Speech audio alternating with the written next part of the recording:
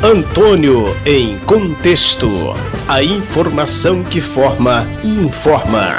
Cultura, política e cidadania. Antônio em Contexto. Para você que está aí acompanhando a gente, nós estamos chegando com mais uma edição do Antônio em Contexto. Nesta oportunidade aqui no Café Literário, Salão do Livro de Imperatriz, por ocasião aí do 16º Salimp, no Centro de Convenções. É uma noite especial porque a comunidade de Imperatriz do Brasil, em especial no ramo do direito, vai receber, vai conhecer a partir daqui mais uma obra que vem a somar para a soma dos conhecimentos e para os debates no âmbito do direito e da aplicação da justiça. Nós vamos acompanhar aí o lançamento do livro do Paulo Tiago Fernandes Dias, que é essa obra aqui. E a gente acompanhando aqui no Café Literário por ocasião do lançamento de mais uma obra de grande importância para o cenário do direito em Imperatriz, por que não dizer para o Brasil. Aqui ao meu lado o advogado Miguel Arcanjo. Você acompanhou atentamente, interagiu com o palestrante. Qual é a mensagem que a gente deixa aí para essa geração nova que está chegando no direito, diante dessa conjuntura toda? As faculdades, seja privada ou pública, precisa ter a necessidade de renovar o quadro de professores. Precisamos, não que as pessoas idosas não são capazes, não são preparadas, são. Mas o que se busca hoje é a teoria da Constituição, os fundamentos da Constituição, que nós temos uma Constituição moderna e temos um Código Penal e de processo penal retrógrado, atrasado. Enquanto não fizer isso, não vai evoluir o direito penal brasileiro. E só pessoas como Paulo Tiago e outros jovens que estudam, se dedicam ao estudo, pode transformar isso.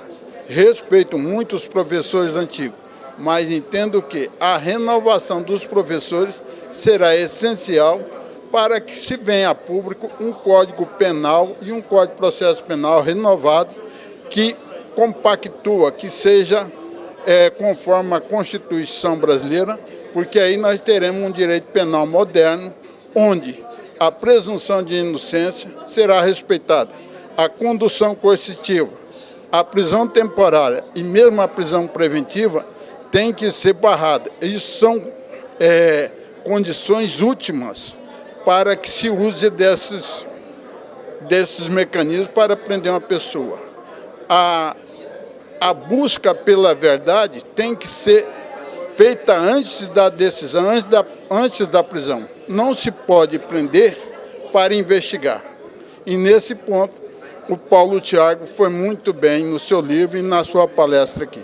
Muito bem, a gente conversa aqui com o doutor Itamar Fernandes, que acompanhou atentamente aí a explanação, a palestra, versando aí sobre mais uma obra que a gente está acompanhando aqui no Café Literário.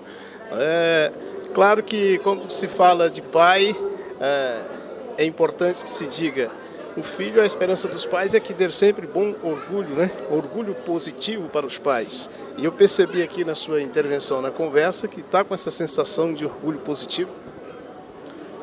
Todo relacionamento, ele tem que ser realmente pautado nesse sentimento de energias boas, entre pai e filho, entre mãe e filho, entre mim e entre você.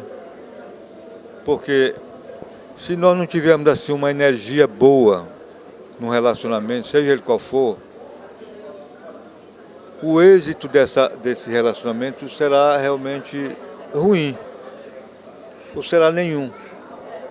Então é muito importante, quando a gente tem o prazer de ver os filhos da gente colherem alguns frutos, algumas essências que foram adquiridas com a gente, nós como os pais, com os professores, com os amigos, com os colegas, porque o mundo é complexo, mas no mundo tem de tudo um pouco.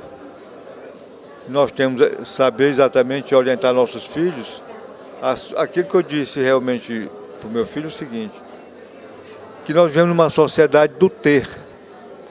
Mas Arthur Schopenhauer, em 1700, sem falar em Jesus Cristo, Jesus Cristo é uma outra dimensão, Mas Arthur Schopenhauer já falava exatamente que nós deveríamos nos preocupar mais com o que eu serei, o que nós devemos ser, e não com o que nós devemos ter. Porque o que a gente tem, ele não dignifica a gente, ele não traz a nossa felicidade. Ele pode fazer parte do nosso trabalho, mas o que vale para a nossa essência humana é exatamente esse investimento no ser. Acreditar no ser é a sabedoria, porque as coisas vão embora, o nosso corpo vai embora, tudo vai embora, mas o ser fica. E mesmo que o nosso corpo vá embora, se a gente plantou uma boa semente, os ventos bons levarão essas boas sementes para outros patamares, para outros lugares, e outros frutos nascerão. Muito bem, eu converso agora com a Eula Paula, que é bacharel em Direito. Percebi que você acompanhou atentamente a explanação aqui do Tiago e que tocou alguns pontos interessantes, né? Fazendo uma ligação do passado com o presente, com os acontecimentos do momento, com a fundamentação do passado. Mas para você, como bacharel em Direito, como estuda aí dentro dessa área, qual é a mensagem que deu para captar assim, que pode ter uma relevância para o nosso cenário de direito, considerando o que foi abordado aqui? O professor Paulo Thiago, ele tem ideias revolucionárias do meu ponto de vista, né? Porque assim, são ideias que trazem um ar novo, né? Uma nova visão sobre aquilo que já é velho. E assim, ele não diz que tem que mudar e haver uma mudança completa, né? Ele diz que tem que se mudar a sociedade, né? A sociedade que tem que ser mudada para trazer novas ideias, novas perspectivas. No caso, tem que se tratar, tem que se haver uma discussão social, né, de um todo, né? Pelo menos foi isso que eu consegui captar. Agora eu percebi aqui já na fase do feedback, né? Ele, para responder uma pergunta, ele colocou a questão da cultura da traição, fazendo uma alegoria com um pai que tem 3 filhos, aí você entendeu. Você também compreendeu que fosse uma cultura da traição? Se a gente perguntar qual seria o mecanismo, você arriscaria dar uma resposta, qual seria o mecanismo para não ser esse de dizer se os 3 filhos, se todo mundo ficar calado, apanha os 3, ou quem entregar o outro, livra a pele? Como é que funciona isso aí? Pois é, né? Interessante isso, é verdade. Assim, eu acredito muito que no caso, eu acho que uma perspectiva diferente seria você fazer com que o outro, o que é o culpado no caso, o filho que cometeu isso, que ele assuma, né? Eu vejo dessa forma, né? Que seria bom e mostrar para esse que é culpado que, olha, você está trazendo prejuízo também para os seus irmãos, né? Então, se manifeste, diga a verdade. Assim, incentivar sempre o uso da verdade, de você falar o que é realmente real, o que é fato, né? E não ficar colocando panos quentes e tentando se safar, porque justamente eu acho que o que também traz muito a questão da traição é justamente isso, a pessoa sempre tentar se safar, né, de alguma maneira ali, né? E não é assim, né? Se você realmente manifestar a verdade, a honestidade, né, vai trazer aí uma lucratividade maior para essa criança, para a educação dela, né, e também para uma futura pessoas que vai viver em sociedade com outras pessoas. E a gente está aqui agora ao lado do Paulo Thiago Fernandes Dias, que acaba de utilizar bastante uma caneta e autografando os inúmeros livros, né? Paulo, nós estivemos aqui acompanhando a explanação da obra, as pessoas atentas, acompanhamos o feedback.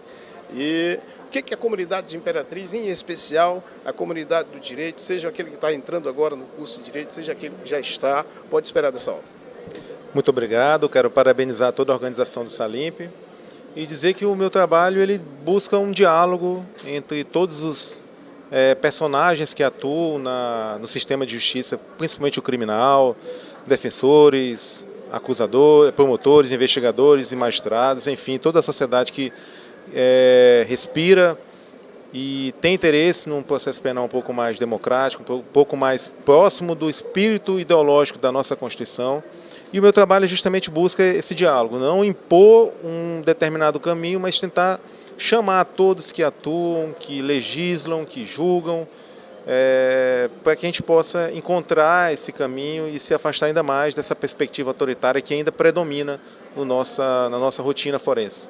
Agora, aqui no feedback com os participantes, você fez ao responder uma das indagações, você fez uma observação que você utilizou a expressão de cultura da traição, que é aquela questão que a gente vê inclusive nas salas de aula, e você colocou uma observação, e essa coisa acontece tanto na família quanto acontece na escola. Às vezes se suspende uma classe inteira porque um aluno cometeu uma coisa e os outros acobertaram.